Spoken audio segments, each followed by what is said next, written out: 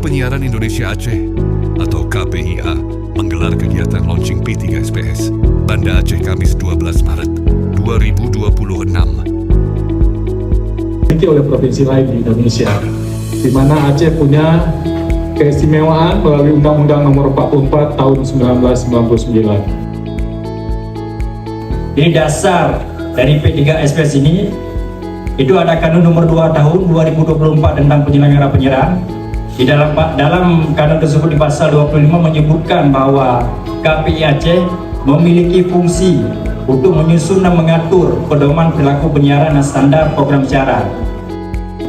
Launching pedoman perilaku penyiaran dan standar program siaran P3SPS Aceh dan buka puasa bersama.